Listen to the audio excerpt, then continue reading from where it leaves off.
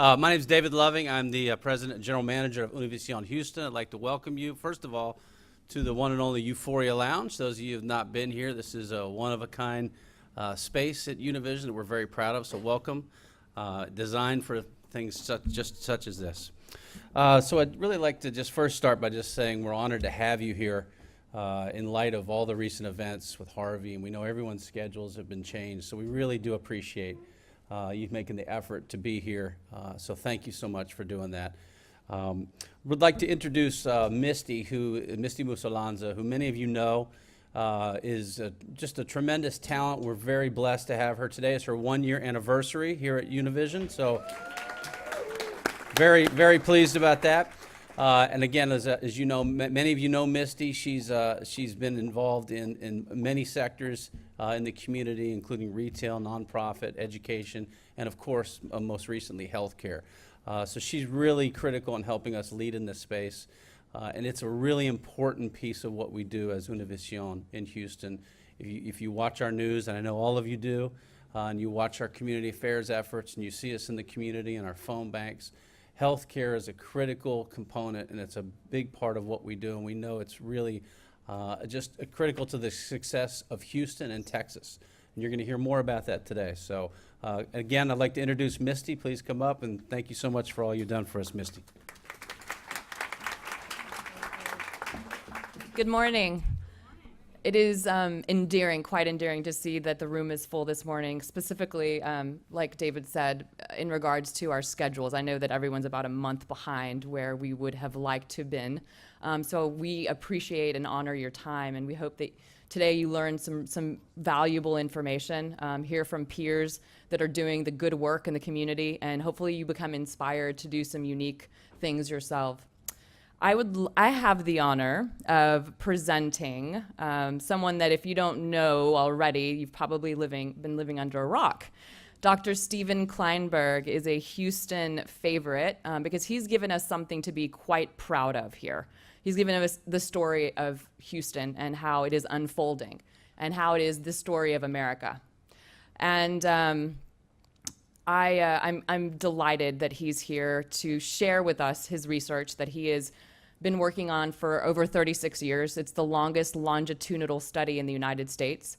And because of him, we have a great story to tell. Because of him, we understand that we are the most diverse city in the nation, and that is something to be very, very proud of. And because of him, we understand that we've got to get diversity, inclusion, and being a city of equity, a healthy city, an educated city, we've got to get those things right, or we're not going to be the global 21st powerhouse that we are slated to be. So, Dr. Stephen Klineberg, graduate from Haverford College with an MA from the University of Paris and a PhD from Harvard. He is the professor of sociology at Rice University. In 1982, he and his students initiated the annual Kinder Houston Area Survey, now in its 36th year, of tracking the demographic patterns, economic outlooks, experiences, and beliefs of Harris County residents. The founding director of the Kinder Institute for Urban Research, he is a recipient of 12 major teaching awards and a much sought-after speaker in the Houston community and beyond. He's completed a series of published reports on this ongoing research and is at work this year on a book exploring the national implications of the Houston finding. We are honored and privileged to be able to hear from Dr. Stephen Klineberg this morning.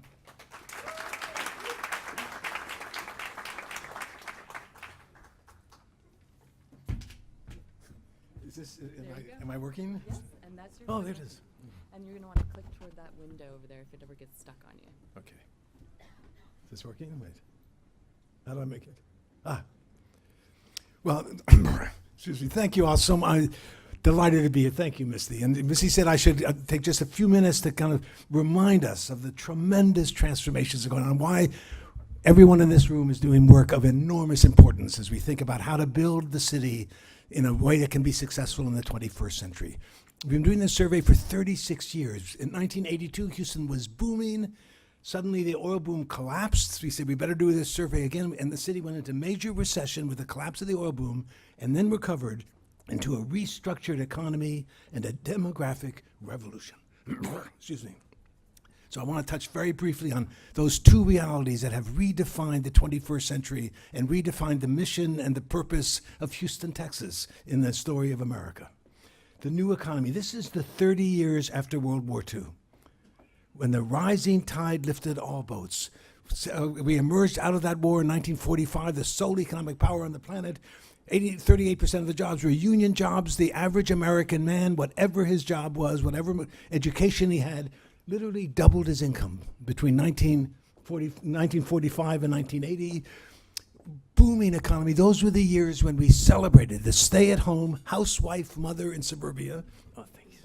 The average American woman gave birth to 3.6 children between 1946 and 1964, and the baby boom was launched upon the land, preceded and followed by baby bust generations.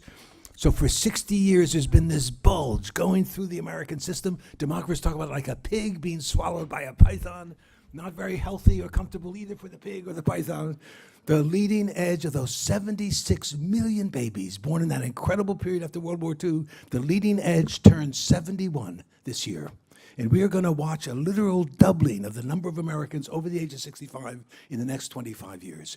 Every day, believe it or not, between now and 2030, day after day, 10,000 Americans will turn 65.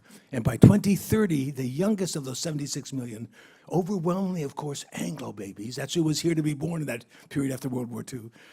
That 76, by 2030, the youngest of those 76 million will have turned 65, heading off into the sunset, being replaced by a very different generation of Americans. It is the epic story of our lifetimes, and I'll come back to that in just a second. Here is the last 35 years, when virtually all the benefits of economic growth since 1980 have gone to the richest 5%, most of that the richest 1%.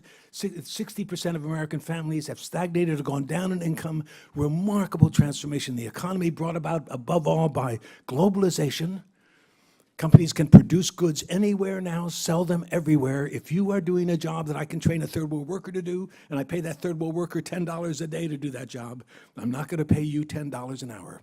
And if you are doing a job that I can program a computer to do, I will soon be replacing your job with an intelligent machine. We are in a new world where education, always a nice thing to have, has become absolutely essential to a person's ability to earn enough money to support a family in the global knowledge economy of the 21st century. It is the fundamental new reality of the world economy in the 21st century. Here's some evidence for this. This is all the jobs that existed in America. There were 91 million jobs in the 1970s. Of all those 91 million jobs, 1/3 you were eligible for as a high school dropout. Another 40% required no more than high school. 75% of all the jobs in America required high school or less. Strong right arm, a willingness to work hard. That's what it took to succeed in America during that heyday of the industrial period. And here's what's happened to the jobs more recently.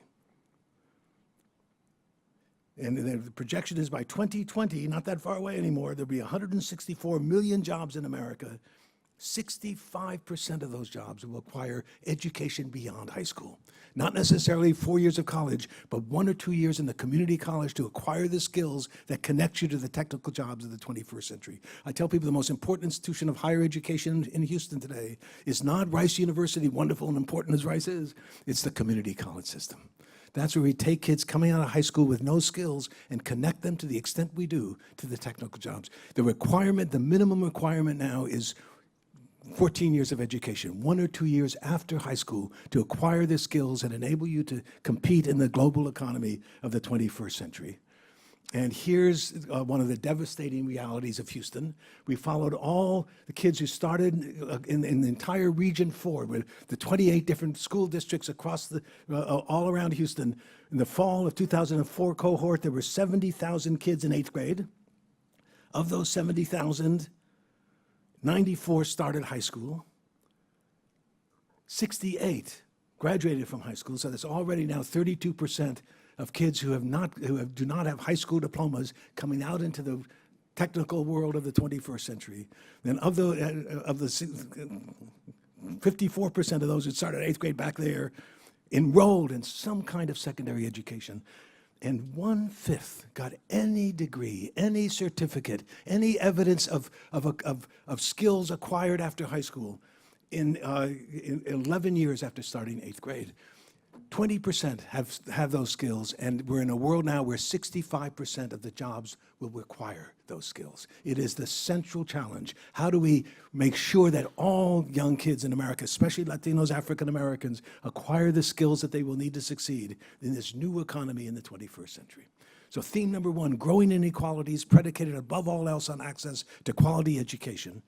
Theme number two, this remarkable, fundamental, irreversible transformation in the ethnic composition of the Houston, the Texas, and the American population. Why here? Why now? What's going on in this country? Here's a quick history lesson. This is of all the documented immigrants coming to America in each of the decades from the 1820s to the 2000s. So it's a big story here, but very quickly, the story of our lifetimes is that between 1492 and 1965, 82% of all the human beings on the face of this earth who came to American shores, 82% came from Europe. Another 12% were Africans, originally brought here as slaves to serve the Europeans. There was a handful of Chinese and Japanese working as farmers and laborers in California and Hawaii. This nation was an amalgam of European nationalities, deliberately so. We were operating under the last 40 years of that period, between 1924 and 1965, under one of the most viciously racist laws the U.S. Congress ever passed, the National Origins Quota Act. And it came out of the great anti-immigrant racist backlash that accompanied the last great wave of immigration when 15.9 million immigrants came to America between 1890 and 1914. Coming from Europe, but not coming from Northern Europe. They were coming from Southern and Eastern Europe, and they weren't Protestants, they were Catholics and Jews, and they had no history of democracy, coming to take our jobs and destroy our country. We've got to stop. In 1924, we enacted this incredible act that said only Northern Europeans from now on will be allowed to come to this country. It codified the Chinese Exclusion Act of 1882 in California, the Gentleman's Agreement with Japan, to declare in the act Asians are an inferior subspecies of humanity, ineligible from ever becoming American citizens. Asians were banned entirely. Immigration plummets. That's the Great Depression in the 1930s, followed by World War II. The aftermath of World War II, we thought immigration had ended. That terribly racist law could not survive the shifts of consciousness with the civil rights movements, Jack Kennedy's assassination. Kennedy was the great champion of immigration. The last book he published after he was killed was called A Nation of Immigrants, a celebration of how much immigration has brought to the history of this country. And so partly in honor of him, the law was changed in 1965, thinking nothing would change. Immigration is over. But we're going to stop this racist law and give every country recognized by the UN 20,000 visas a year, so get off my back, we're not racist. We'll continue the hallmark of American immigration policy is family reunification. If you're the father, mother, sister, brother, son, or daughter of an American citizen, you can come to the head of the line. Therefore, said Congress, nothing's going to change. We think immigration has ended, but if it hasn't, we're going to give preference to people who are already here. And family reunification is the main way that Latinos have come here legally since that law was changed. And then it added another provision. It said, well, if you're a professional of exceptional ability, if you have skills that are demonstrably needed in short supply, you too can come to the head of the line. And Congress, in its debates, was saying, we need to open the door for some more British doctors, some more German engineers. It never occurred to anyone that there were going to be African doctors, Indian engineers, Chinese computer programmers who would be able for the first time in the 20th century to come to America. The law was changed in 1965. It's been called one of the great inadvertent acts that the U.S. Congress has ever passed, in a body, of course, known for its inadvertent acts and its unintended consequence. We thought nothing would change. Everything changed. During the 1960s, 3.5 million immigrants came to this country. Only 38% were from Europe. 1970s, 5 million came. Only 18% were Europeans. 1980s, 90s, and 2000s, 10 million immigrants per decade, about 1 million immigrants per year are coming to America, 88% coming from Asia, Latin America, Africa, and the Caribbean. And the United States, that throughout all of our history had been an amalgam of European nationalities, is becoming a microcosm of the world. The first nation in the history of the world that can say we are a free people and we come from everywhere. And it's a truly remarkable change. At the same moment as the American economy is becoming fully integrated, a single global world economic system, a microcosm of the world. Immigration is network driven. You go where you know people. So there are different immigration capitals. The big capital, of course, just in terms of sheer numbers, is New York City, followed by Los Angeles, Miami, Chicago, followed right after Chicago by Houston, San Francisco, Washington, Boston, Dallas, Atlanta, now spreading to every city and town across America. No city has been transformed as fully, as completely, as suddenly, as irreversibly as Houston, Texas. This city, throughout all of our history, was a biracial southern city dominated and controlled in an automatic, taken-for-granted way by white men. And in the space of the last 35 years has become, as Misty reminds us, the single most ethnically diverse major metropolitan area in the country. Here are the data. This is Harris County in 1960. There were 1.243 million people here. This was our biracial world. 74% of us were Anglos, 20% African Americans, just 6% Hispanics, less than 0.5% were Asians. You start to talk about this invisible barrier that went from Corpus Christi through San Antonio to El Paso. Latinos stayed beneath that line until around 1970, and suddenly Houston beckoned. Here's what happened. But the main coming in of others was Anglos pouring into Houston during the oil boom years of the 60s and 70s. And by 1980, Houston became the 4th largest city in America, still an overwhelmingly Anglo city. After 1980, the Anglo population of Harris County stopped growing. And all the growth of this, the most rapidly growing city in America, all of it has been the influx of African Americans, Latinos, and Asians. And here's the rest, the decades since then, 1990, 2000, 2010, and the estimates for 2015. Wow. No city in the world has been transformed as rapidly and completely as Houston has. Today, we are 42% Latino, 31% African American, 19% Hispanic, 9% Asian. So the Latino population, the Anglo population has dropped, African American population keeping pace with the population as a whole, surging populations of Latinos and Asians. And I tell people, just imagine how different the story of Houston would have been had we not become a magnet for the new immigration of the last 35 years. Houston would have lost population. We would have had the same fate as other major American cities across the country that are losing their status as major cities because they have stopped growing for 35 years. Philadelphia, Baltimore, Pittsburgh, St. Louis, Detroit, Cleveland, Cincinnati, Buffalo. Instead, Houston's one of those vibrant, rapidly growing cities in America, tremendous entrepreneurial economy, last city to go into recession, the first one to come out, purely because of the tremendous energy, vitality, commitment to hard work of immigrants pouring into the city from Asia, Latin America, Africa, and the Caribbean. No city has benefited more from immigration than Houston, Texas. And it's ironic but not surprising to see anti-immigrant attitudes in Houston when you think how different the story would have been. Had we been like Philadelphia as we were in 1980, for one reason or another, Philadelphia never became the magnet that Houston became for the urban growth of America in the 21st century. And here's a way to envision this very quickly. This is Harris County in 1980. There are 1,324 census tracts, and in blue are all the census tracts in the 1980 census that were majority Anglo populations. In red are the census tracts majority African American, 3rd Ward and 5th Ward along the African American corridor in the inner city, and then along the ship channel, the Segundo Barrio, where Latinos were, and then a few places around the Beltway with no majority, and then olive color. Here's 1990. Surging populations of Latinos heading north and east, more and more of these census tracts with no majority around the Beltway. Here it is in 2000, and here it is today. Isn't that incredible?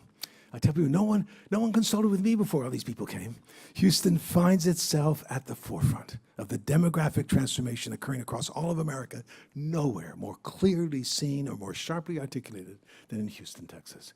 And here's one of the pieces that gives us a right to say Houston's the most diverse of any metropolitan area in the country. Here are the 8 largest, most diverse large metro areas. Here is the Houston metropolitan area as of 2015, 6,346,000. Here's New York, Los Angeles, Chicago, Dallas, Washington, Miami. One of the best measures of ethnic diversity is how close does a population come to 1/4, 1/4, 1/4, and 1/4. And by that measure, called the entropy index, Houston comes closer to that division than New York, that has too many Anglos. Los Angeles has too few African Americans. Miami has virtually no Asians. Houston is where the four communities meet in greater balance, greater equality. All of us minorities, all of us called on to build something that has never existed before in human history, a truly successful, inclusive, equitable, united, multi-ethnic society made up of all the peoples and all the religions of the world, here in Houston today, and a forefront of what all of America will be. I want to show that very quickly, and now I'm going to have to stop, so I'm sorry. Okay. It's not just numbers, it's also ages. So this is a very important point, right? So we got babies on the left and old people on the right. I've got 12 different age categories from under the age of 5 to 75 years old or older. And this is a census data for all of Harris County. Here is where the Anglos are in Harris County, Texas today. Ladies and gentlemen, the baby boom. It's not until you reach people in Harris County today over the age of 63 that you still find a majority of folks are Anglos. And at each younger age group, the percentage of Anglos plummets. The percentage of African Americans, Asians, and above all Latinos surges. Here's where everybody else is in Harris County, Texas. So this is really powerful, right? Of everybody in Harris County under the age of not HISD, not inner city, 4.4 million people live in Harris County. 1.9 million are under the age of 20, age 19 and younger. Of all that young group, age 19 and younger, 51% are Latinos, 19% are African Americans, 9% are Asians, 22% of everybody under 20 is Anglo. So two big points, right? Number one, 70% of everybody in Harris County is African American and Latino. The two groups overwhelmingly the most likely to be living in poverty. We know what poverty does to your ability to succeed in the public schools. It is a safe statement to make that if Houston's African American and Latino young people are unprepared to succeed in the global knowledge economy of the 21st century, it is impossible to envision a prosperous future for Houston. That is who we are and will be as the 21st century unfolds. And the other point to make is that this is a done deal. I tell people, all right, close the borders, build your fence, round up those 10 million people you think are here illegally and send them wherever you think they're supposed to go. 63-year-old Anglos are not going to be making a whole lot more babies. We'll do the best we can. We'll work on it wherever we can. So I tell people, you can go to the bank on this. No conceivable force in the world is going to stop Houston or Texas or America from becoming more African American, more Asian, more Latino, and less Anglo as the 21st century unfolds. Nothing in the world can stop that. So the only question our generation's been given, okay, how do we make this work? How do we ensure that this diversity becomes a tremendous asset that can be, as we position ourselves in the global economy, the gateway to the global marketplace, tremendous advantage that Latinos have in being bilingual and able to make those connections. I always tell, we Anglos are the only actors in the world economy who tend to speak only one language, who know only one culture, and that is no advantage in building the connections to the global marketplace. This can be the greatest asset that Houston could have, or it could tear us apart and become a major liability, reducing rather than enhancing our competitiveness in the global economy. Much depends on how this generation speaks to this remarkable convergence of forces that have reshaped the 21st century, a new economy that requires education in a way that has never been true before in human history, and a demographic revolution that is also unprecedented in the history of the world. Let me show one final thing that here are the Latinos. And it's just remarkable. I mean, it's talk about changing places. Right? This is just what percentage in each of these ages are Latinos or Anglos. You can just see this remarkable transformations. The Anglos, the story of our lives is Anglos aging and heading off into the sunset, being replaced overwhelmingly by a Latino population, but also a multi-ethnic population as well. Here's the United States today. The United States today is still an Anglo country, but the same pattern, right? This aging of Anglos, younger folks disproportionately. The census, about 3 months after they gave us this data, said Okay, all of our estimates now tell us across the entire country of everybody under the age of 8, 7 years old and younger, the majority are now African American, Latino, and Asian. And he said, you want to know what America will look like in 2050? Let's assume no immigration, so just the actuarial tables. Here's what America looks like in 2050. So that's very close to what Houston looks like today. So it really is fair to say how we navigate this transition will have enormous significance, not just for the Houston future, but for the American future. This is where, for better or worse, the American future is going to be worked out. We are where all of America will be in about 25 years. We're there now. And so it's, I think, enormously important, not just that we think about the future of Houston, but this is where all of America will look to see, okay, this is what we can be. This is what might happen. This is how we can navigate this transition and build a truly successful, inclusive, equitable, united, multi-ethnic society that will be Houston, Texas, and America in the 21st century. So thank you all so much, and thank you for being here and for all you're doing. Thank you. So I don't know how to turn this off. Should I go through very fast? Here's all the things I was going to show you. Okay. Hey, Misty. Thank you so much. Thank you. Thank So you all. Dr. Klineberg has to rush off to make his 10 o'clock class, which he's behind. I just want to say thank you one more time, Dr. Klineberg, for your incredible research studies, your work, and your passionate testimonial of the greatness of Houston, Texas. Please, one more round of applause for Dr. Klineberg.